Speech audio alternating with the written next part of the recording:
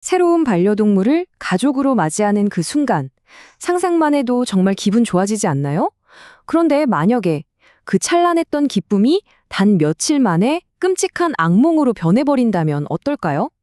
오늘 바로 그 이야기를 해보려고 합니다. 실제 있었던 판례를 바탕으로 작고 소중한 생명을 둘러싼 조금은 안타깝지만 우리가 꼭 알아야 할 법률 이야기를 아주 쉽고 명확하게 한번 들여다볼게요.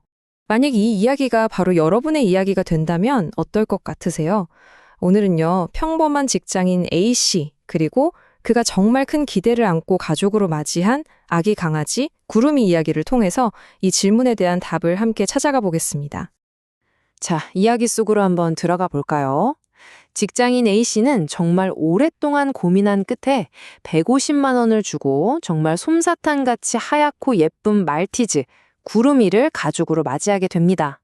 모든 게 완벽해 보였죠? 바로 그 순간까지는요. 펫숍에서는 그랬대요. 아이가 아주 건강하다고. 당연히 그 말을 철석같이 믿었겠죠.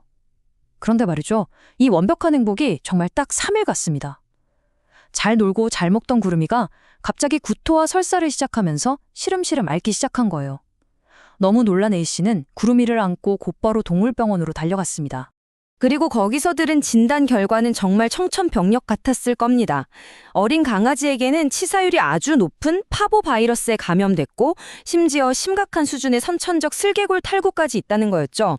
여기서 수의사 선생님의 한마디가 이 사건의 핵심이 되는데요. 뭐냐면 파보 바이러스는 잠복기가 있잖아요. 그걸 계산해보면 이건 입양하기 전부터 이미 병에 걸려 있었을 가능성이 아주 높다는 겁니다. 자, 이제 상황은 아픈 강아지를 돌보는 문제를 넘어서 누구의 책임인지를 따지는 법적인 문제로 번지기 시작합니다. A씨는 이미 수백만 원이 나온 치료비를 감당하면서 펫숍에 연락해서 책임을 물었는데요. 하지만 돌아온 대답은 정말 차가운 거절이었습니다. 펫숍에서 뭐라고 했는지 아세요? 24시간 지났잖아요. 이젠 우리 책임 아닙니다. 잘 못 돌본 손님 탓이죠. 진짜 이런 말을 들으면 정말 하늘이 무너지는 기분 아니었을까요? 계약서에 그런 조항이 있다면서 모든 책임을 A씨에게 떠넘기는 겁니다. 자, 그러니까 A씨 입장은 아니 아픈 애를 건강하다고 속여서 팔았으니 이건 명백한 계약 위반이다 이거고, 펫숍 입장은 가게 나갈 땐 멀쩡했다. 그 뒤에 아픈 건 우리가 어떻게 하냐? 구매자 책임이다 이거죠. 정말 팽팽하게 맞서죠. 자, 그럼 법은 과연 누구의 편을 들어줄까요? 이 문제를 제대로 이해하려면 우리가 꼭 알아야 할 법률 개념이 하나 있어요. 이게 좀 마음 아프게 들릴 수도 있는데 우리나라 법에서는요, 안타깝게도 반려동물을 물건으로 봅니다. 그러니까 펫숍에서 강아지를 데려오는 건 법적으로 보면 물건을 사는 계약을 맺는 것과 똑같아요. 그리고 바로 이 지점에 이 사건을 해결할 아주 중요한 열쇠가 숨어 있습니다. 바로 매도인의 하자담보 책임이라는 건데요. 말이 좀 어렵죠? 제가 아주 쉽게 풀어드릴게요. 그냥 딱 이거예요. 문제 있는 물건을 판 사람이 져야 하는 책임. 간단하죠? 물론 물건을 산 사람은 그 문제가 있다는 걸 전혀 몰랐어야 하고요. 이제 핵심은 이거예요. 구름이가 아픈 게 과연 법이 말하는 하자에 해당될까요? 법원에서는요, 이런 복잡한 사건을 딱 3단계로 나눠서 봅니다. 첫 번째, 강아지가 아픈 게 법에서 말하는 하자가 맞나? 두 번째, 그 병이 강아지를 살 때부터 이미 있었던 건가? 그리고 세 번째, 이게 제일 중요한데 살 때부터 아팠다는 걸 대체 누가 증명해야 하나? 이 3가지 질문에 대한 답이 곧 판결의 방향을 정하는 거죠. 자, 그렇다면 법원은 이 질문들에 대해 뭐라고 답했을까요? A씨일까요? 펫숍일까요? 궁금하시죠?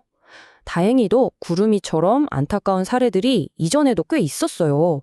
그래서 판례가 차곡차곡 쌓여 있기 때문에 법원이 어떤 논리로 움직이는지 우리가 명확하게 알 수 있습니다. 결론부터 시원하게 말씀드릴게요. 대부분의 경우 법원은 구매자, 즉 A씨의 손을 들어줍니다. 판매자인 펫숍더러 치료비 물어주고 분양비도 돌려주라고 판결하는 거죠. 아니, 왜 그렇게 판단하는 걸까요? 그 이유가 정말 중요합니다. 제가 하나씩 짚어드릴게요. 이게 이번 이야기의 하이라이트예요. 첫째는 상식과 공평의 문제예요. 생각해보세요. 데려오기 전부터 앓고 있던 병인데 그 치료비를 아무것도 모르고 데려온 사람이 다 내는 게 이게 상식적으로 공평한가요? 법원은 아니다. 그건 불공평하다라고 보는 겁니다.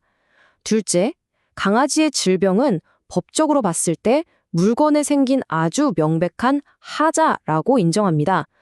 건강한 강아지를 사기로 약속했는데 약속과 다른 아픈 강아지를 받았으니까요.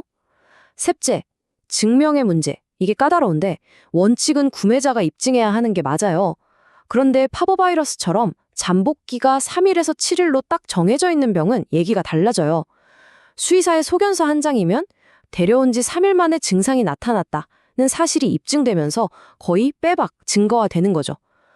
그리고 마지막, 이게 진짜 결정탑니다.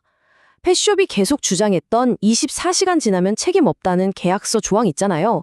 법원은 이런 걸 대부분 무효라고 봅니다. 왜냐? 이건 소비자한테만 일방적으로 불리한 불공정 약관이거든요. 법이 소비자에게 준 권리를 계약서 조항 하나로 마음대로 없앨 수는 없다는 뜻입니다. 아주 중요한 포인트죠. 자, 지금까지 구름이의 안타까운 이야기를 들어봤는데요. 그럼 우리는 뭘 어떻게 해야 할까요? 이런 억울한 일을 당하지 않으려면요. 지금부터는 정말 실용적인 나와 내 새로운 가족을 지키는 방법을 알려드릴게요. 자, 이건 정말 중요한 내용이니까 꼭 기억해 주세요. 첫 번째, 이게 제일 중요합니다. 별표 5개예요. 입양한 바로 그날 펫숍이랑 상관없는 전혀 다른 제3의 동물병원에 바로 가세요. 그래서 오늘 이 시간 우리 아이 건강 상태는 이렇습니다라는 공식 기록을 딱 남겨두는 겁니다. 이게 나중에 모든 분쟁을 막아줄 최고의 방패가 됩니다. 그리고 계약서 그냥 쓱 보고 사인하지 마세요. 환불 절대 안 됨, 24시간 지나면 우리 책임 아님 같은 이상한 조항이 있는지 눈에 불을 켜고 찾아봐야 합니다. 그리고 또 이거 상식으로 알아두세요. 소비자 분쟁 해결 기준에 따르면 입양하고 15일 안에 병이 생기면 판매자한테 보상 책임이 있어요. 이건 우리의 당연한 권리입니다. 그런데 정말 만약에 문제가 생겼는데 판매자가 나 몰라라 한다면? 흥분해서 싸우지 마시고요. 차분하게 진단서, 영수증 다 챙겨서 내용 증명 우편을 보내는 겁니다. 이건 그냥 편지가 아니에요. 저는 이제 법적으로 이 문제를 다루겠습니다라는 공식적인 신호탄 같은 겁니다. 물론 그렇죠. 작은 생명을 앞에 두고 법이니 돈이니 이런 이야기 하는 거 마음 아프고 불편할 수 있어요. 하지만 한번 생각해 보세요. 내가 내 권리를 제대로 알고 부당한 일에 이건 잘못됐다고 목소리를 내는 것. 그게 바로 제2, 제3의 구름이가 나오는 걸 막는 가장 확실한 방법 아닐까요? 여러분의 이런 작은 행동 하나하나가 모여서 결국에는 더 책임감 있고 건강한 문화를 만드는 거니까요. 이 점 꼭 기억해 주셨으면 좋겠습니다.